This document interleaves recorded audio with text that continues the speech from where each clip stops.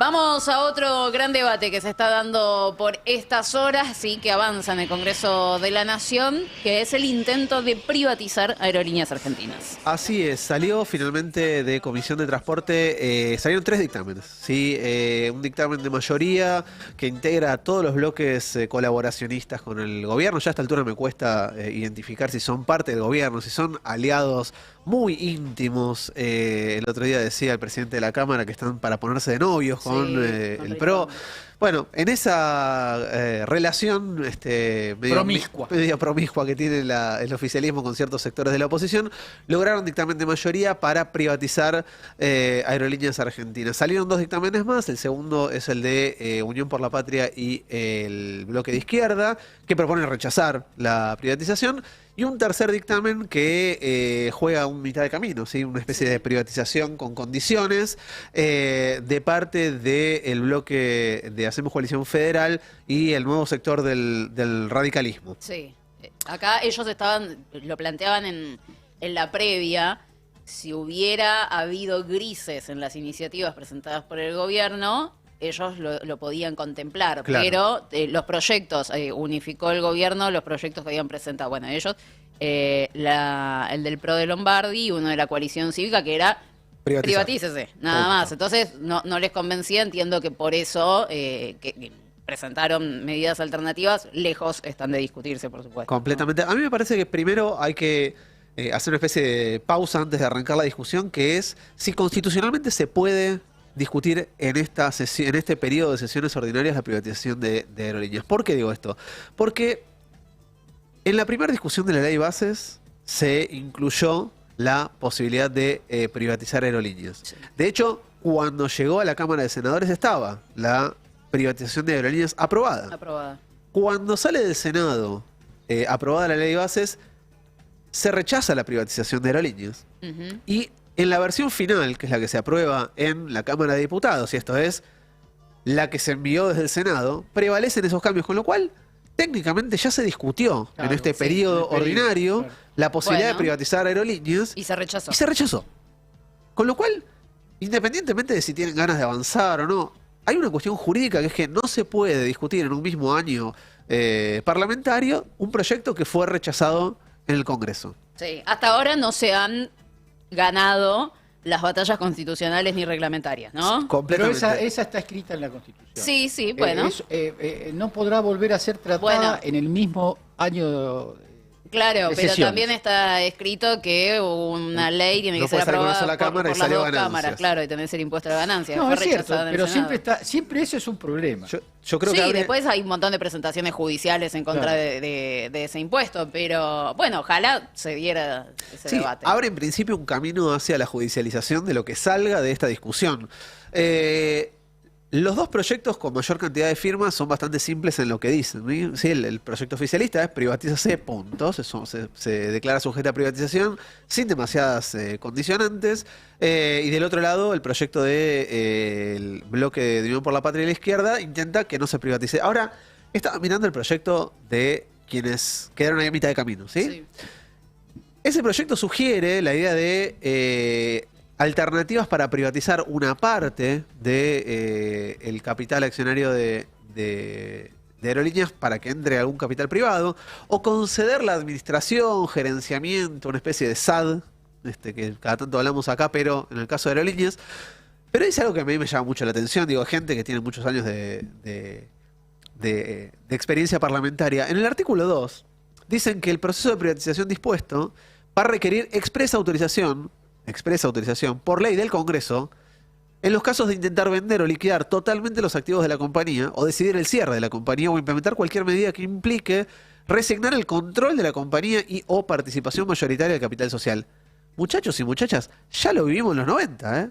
En los 90 todas las privatizaciones se hicieron resguardando para el Estado una acción dorada, que era la que permitía sostener la dirección de las empresas en manos del Estado. ¿Y qué hizo el Estado después de que pasó la ley? Vendió la acción. Claro. Con lo cual, lo que están planteando como un camino intermedio, que es privaticemos el 49% para quedarnos con el 50%. Es una forma elegante. Es una forma elegante de decir, bueno, vamos por algún lado para privatizar y después, bueno, hagan lo que quieran con ese 51% restante. Me parece que no resiste mucho análisis lo que están intentando hacer.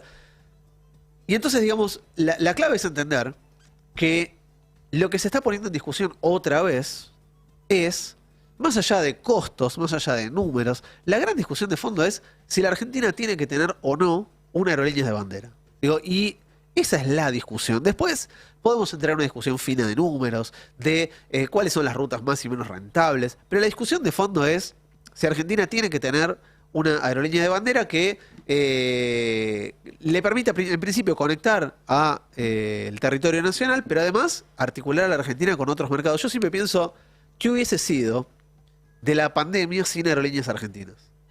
¿Cuánto nos hubiese costado traer vacunas o insumos médicos si no hubiésemos tenido una aerolínea de bandera?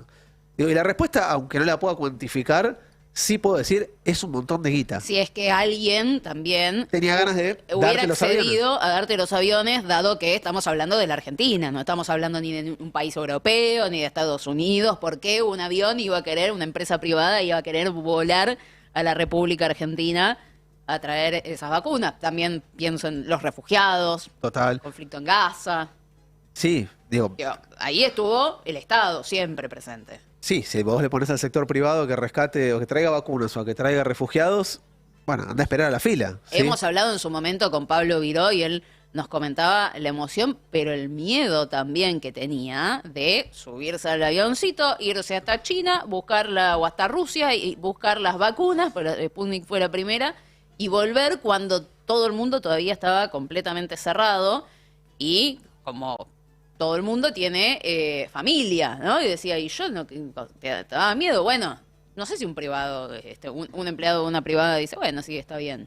Eso es Completamente. patriótico. No, y aparte hay una cuestión fundamental que es que vos podés elegir o podés discutir rentabilidad, costos. Ahora, cuando vos pones sujeta a privatización la empresa, lo que está generando es la pérdida de soberanía. Sí. Pensémoslo de esta manera, hasta diciembre del año pasado, hasta finales del 2023, Aerolíneas conectaba 42 rutas federales. Y es la única que llegaba a 21 destinos. Hay 21 destinos que solamente llegan a Aerolíneas Argentinas, entre los cuales está Resistencia, Río Gallegos, Rosario, Santa Rosa, Catamarca, Formosa, La Rioja, San Luis, Santa Fe, Paraná, San Juan, Viedma, Río Grande, Río Hondo, Río Cuarto, San Rafael, Bahía Blanca, Reconquista, Mar del Plata, Esquel y Merlo. Me llama mucho la atención de todo ese listado que mencionás, la cantidad de capitales provinciales que hay. O sea, estamos hablando de la ciudad más importante de muchas de esas provincias a donde solo llega Aerolíneas Argentinas. Claro. O sea, imagínate las otras, ¿no? Que también Pero- hay en este listado, son todas atractivas en general turísticamente, ¿no? Pero A ver, imagínate. Pero aparte, desde hace un buen tiempo, ¿sí? Y el macrismo hizo una política de cielos abiertos, hay posibilidad de que se instalen aerolíneas low cost en la Argentina. Y no lo están hacen. y no lo hacen.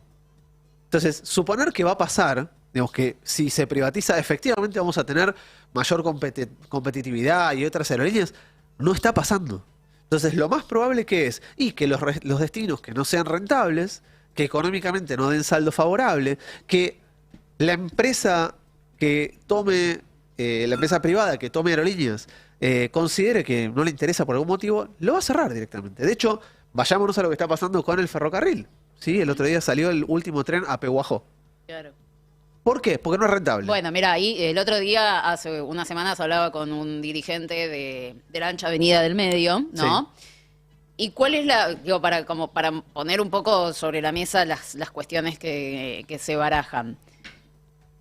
Si es necesario o no tener una aerolínea de bandera, pareciera que no les parece necesario, Sí. ¿sí? Pero sí que parece necesario cierta organización de parte del Estado.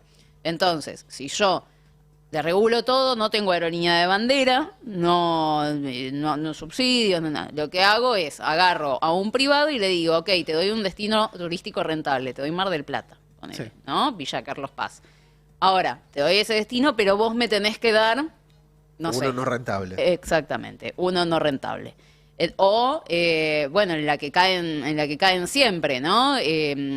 Subsidiarle el boleto o subsidiarle parte del vuelo a la empresa privada para que vaya a determinados lugares, ¿no? Y siempre termina subsidiando ahí a la empresa privada, siempre, Sí. siempre el Estado transfiriendo dinero hacia las compañías, pero digo, son como un poco las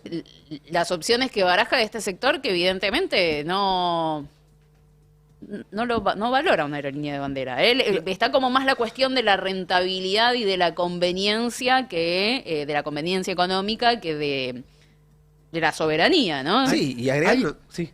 No, dale. Un apunte chico. Hay un problema de constitucionalidad en todo esto. Porque la Constitución argentina en muchos rubros impide o alienta determinadas cuestiones. En la cuestión de la propiedad sobre los recursos del territorio, sobre los recursos técnicos de la Argentina, es un vaivén. Esta propia conversación da cuenta de que, de acuerdo a la orientación del gobierno, hay low cost o hay nacionalización del aire, es decir, está siempre sujeto a una relación de fuerzas que por definición es pasajera. Yo creo que como en tantas otras cosas, no creo que esta sea exclusiva, se necesita una buena... Cuando estemos en condiciones tendríamos que tener una buena discusión constitucional, porque la discusión constitucional, entre otras cosas, garantiza continuidad, garantiza previsibilidad. Un país que un día se decide a privatizar todo y al otro día te nacionaliza lo que privatizó, sí, sin contar con las especulaciones propias del gran capital, solamente con la sensatez, es ilógico eso, no puede funcionar así. No. Sí, completamente. Hay una cuestión que ya está pasando, ¿sí? Hay una política que se dio desde la reestatización de aerolíneas, que es la de pensar en un país federal.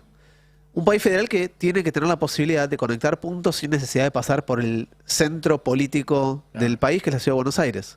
Digo, hasta la reestatización, Aerolíneas Argentinas funcionaba bajo una lógica porteñocéntrica. Claro. Todos los vuelos tenían que pasar por Buenos Aires, independientemente de qué destinos se querían conectar. Entonces vos por ahí tenías que viajar desde Tucumán a Salta y tenías que pasar por Buenos Aires para poder volver. Bueno, esto que se rompió con la idea de pensar en corredores que conecten distintos puntos, se empezó a interrumpir. Por ejemplo, el corredor que incluye Buenos Aires, Rosario, Reconquista, ya no corre más, ¿sí? No circula más. A partir del 1 de octubre se eliminó el corredor atlántico, que conectaba Buenos Aires, Mar del Plata, Bahía Blanca, Trelew y Comodoro Rivadavia con Río Gallegos. 3 veces por semana estaba ese vuelo. O sea que los viajes entre esas ciudades Ahora entran en la lógica de lo que vos decías. Exactamente. Recién. Ahora, para poder conectar esas ciudades, vos necesariamente tenés que pasar por el Aeroparque de Buenos Aires. Con un problema extra de logística, que es que si vos centralizás todos los vuelos a un único destino, complejizás la operatoria de ese destino. Si todos los vuelos tienen que pasar por Aeroparque, Aeroparque se convierte en un lugar desbordado. Ahora, y ahí tenemos una placa para compartir. ¿Aerolíneas es el único ejemplo de aerolíneas de bandera, de aerolíneas manejadas por el Estado? No.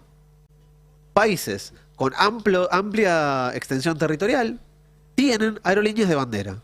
Obviamente después cada una puede tener participación de algún sector, participación de algún tipo de capital extranjero, de capital que invierte. Ahora, el manejo de la empresa es un manejo estatal. Y ahí tenemos importantísimas. Ejemplos. Sí, no estamos hablando de aerolíneas chiquitas. Claro, ¿sí? No es aerolínea payaso de los Simpsons. Total, no. Acá tenemos Vietnam Airlines, Qatar Airways, Thai, que conecta a Tailandia, Singapur, Emirates. Son todas aerolíneas que tienen una impronta estatal. ¿Por qué? Porque en el desarrollo productivo del país, el Estado considera que es importante tener una aerolínea de bandera. Hay una cuestión que es importante entender. Cuando pensamos en el impacto económico de una aerolínea, no hay que entender solamente el balance de la empresa, aunque podríamos pensarlo, ¿sí? De hecho el balance de aerolíneas hacia el final del año pasado, ¿sí? El resultado del ejercicio 2023, muestra por primera vez una aerolínea saneada con un saldo favorable de 32 millones de dólares. Y entonces la pregunta es, ¿por qué vas a privatizar algo que encima te está dejando ahora margen de ganancia? Bueno, porque efectivamente hay una ganancia detrás, ¿sí? No hay sector privado que vaya a buscar una empresa que sea deficitaria para quedarse con esa empresa deficitaria, ¿sí? Hay un objetivo de renta. Ahora, en términos de impacto económico, ¿se puede medir solamente la relación entre costo de funcionamiento de la empresa y pasajes vendidos?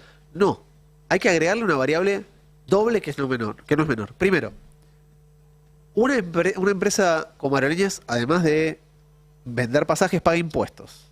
Con lo cual, los impuestos que va a dejar de cobrar el Estado argentino por el cierre de Aerolíneas es un factor a considerar. Pero sobre todo, Las aerolíneas dinamizan las economías locales. Desarrollo productivo. El desarrollo productivo, el turismo.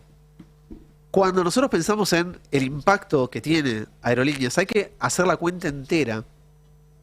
Y en esa cuenta entera hay que entender que Aerolíneas en el año 2023 aportó 8.294 millones de dólares al Producto Bruto Interno. ¿Por qué? No solo por el movimiento de la empresa, sino sobre todo por la dinámica que genera alrededor de los circuitos turísticos que se pueden establecer y montar gracias a que hay una aerolínea de bandera. Claro, alguien podría decir, bueno, hoy no te sirve tanto porque la economía está en franca contracción. Pero bueno, la pregunta es si vamos a dilapidar los recursos del Estado porque el programa económico es desfavorable. Un último dato que circuló mucho en el último tiempo y que vale la pena plantear. Se dice que Aerolíneas es una empresa que tiene una cantidad exagerada de pilotos. Sí, ¿Vieron que siempre se dice... Se dice, no, tiene un montón de pilotos. Macri lo dice, hay como 60 pilotos Sí, por pasajero, sí. por avión, no Claro, sé. es como la cuenta que hizo Milei en su momento, que había 8 docentes por estudiante Y en yo la pensé Universidad que de yo era Rosario. mala en matemáticas. Bueno, las cuentas no son las que dicen. ¿Sí? Cuando miramos comparando con otras aerolíneas de características similares a las de aerolínea o más grandes todavía, la relación de pilotos por avión es la misma o mayor. Sí, ahí tenemos un cuadro que compara Air Canada, Air France, Singapur, Emirates, Turkish, Lufthansa, Air China, Japón, Copa, Iberia, todas con una relación de pilotos por avión igual o mayor. Claro. Con lo cual, Es falso lo de... es falso lo de los pilotos. Es falso que hoy aerolíneas de déficit, si le agregamos el impacto en términos económicos, la generación de riqueza de aerolíneas es enorme. Y es falso además que los países desarrollados del mundo no tengan aerolíneas de bandera. Claro. ¿Hacia dónde vamos a ir? No lo sé. Espero se logre frenar el intento de privatizar aerolíneas en el Congreso, porque ya lo hicimos y salió muy mal. Ujú. Habrá que ir a pelear, habrá que ir a defender, habrá que ir a sostener la importancia de aerolíneas. Me parece que es un reflejo de la chatura en términos ideológicos y del dogmatismo que lleva este gobierno. ¿Sí? Esta idea de que hay que poner en manos privadas todo lo que esté en manos del Estado, independientemente de las cuentas, también es lo que no pueden defender en el Congreso. Si vos escuchás a los defensores de la privatización, repiten eslogans vacíos, no te dicen esto. No tienen estos Pero claro argumentos. que no. Porque de fondo lo que creen es que, como dijo en su momento Martínez de Oz, todo lo que esté en manos del Estado tiene que estar en manos del privado. Dromi, dijo. Dromi dijo lo mismo. Bueno, Lo que llama la atención es en el listado de gente que quiere privatizar aerolíneas así sin más, sin ningún pero. Digo, vos tenés La Libertad Avanza, tenés al PRO, tenés al MID de Oscar Sago, tenés a la Coalición Cívica, que quiere privatizar muchas más empresas, no solo aerolíneas, y tenés a la UCR, firmando con toda esa banda de delincuentes la entrega de Aerolíneas Argentinas. Y Rodrigo de Loredo, muy campante, presidente del bloque, que está reducido en Twitter, dice, es otra herramienta que le damos al gobierno para alcanzar el necesario equilibrio fiscal y para que con un proceso privatizador transparente, que será su tarea de ejecutarlo, los argentinos cuenten con un buen servicio de transporte aéreo. pero yo tengo una pregunta para Pues yo lo puedo De entender Loredo. de mi ley, ¿no? Pero esta gente... Yo tengo una pregunta para De Loredo. Pero si Caputo me dice todos los meses que tiene superávit fiscal, que le sobra la plata, ¿para qué quiere vender aerolíneas? ¿Cuál es el objetivo económico detrás de vender aerolíneas, de vender el paquete accionario que tiene YPF? Esa es noticia de último momento. YPF anuncia que va a vender el paquete accionario que tiene de Metrogas. Sí. YPF controla el 70% de Metrogas, o sea, va a ceder YPF el control de Metrogas.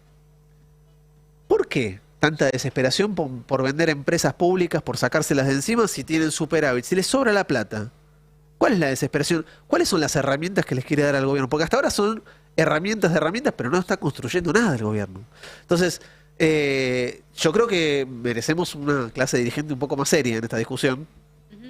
Los radicales no demuestran ser muy serios históricamente, mucho menos en esta instancia. Pero es como una especie de flashback, revival o Sí, volver al exacto. futuro que asusta, ¿no? Digo, volver a los 90 a discutir la privatización de las empresas del Estado y el impacto que tuvo esto en términos de empleo, en términos de producción, en términos de generación de riqueza, en términos de dilapidar recursos públicos. Me parece que hay una... Me produce mucha tristeza toda esta discusión de vuelta. Me parece que falta difusión de qué es lo que se está jugando, ¿no? Me parece que Puede se ser. habla de estas cosas como si se tratara de negocios Estado-privados, y no de un país que tiene que darse un modo de organización. Ahí me parece que el debate está en niveles penosos. Sí, yo solo sumo este dato. Salió un estudio de Pulso, de la consultora Pulso, varias cosas, pero les pregunta a la gente sobre la necesidad de un ajuste económico. Más allá de que casi el 50% considera que es necesario un ajuste económico y el 40% considera que no, un número interesante, lo que llama la atención es la tendencia, ¿sí? Porque la cantidad de gente que empieza a considerar que no es necesario seguir con el ajuste económico va en ascenso y va decreciendo la cantidad de gente que considera que sí es necesario hacer un Esa es ajuste una encuesta económico. importante, ¿eh? Eso Es sí. muy importante. Y claro, porque depende de esto también cómo se puede sostener el gobierno con la política de solo Exactamente. es el ajuste. Entonces, si la gente ya empieza a encontrar un límite ahí, que ya no lo puede resistir, que ya se cansó, porque a esta pregunta la complementa otra, en donde la gente lo que empieza a decir es que el ajuste no se está haciendo sobre la casta. Al principio había tal vez una opinión más mayoritaria de que en algunos casos Milei estaba ajustando bien, en otros como que estaba ajustando medio mal. Bueno, ese universo se empieza a achicar y la gente empieza a ver que los perjudicados son ellos y no ese famoso sector al que Javier Milei apunta siempre por el tema de los privilegios. Pero bueno, son algunas de las discusiones que se están dando por ahora.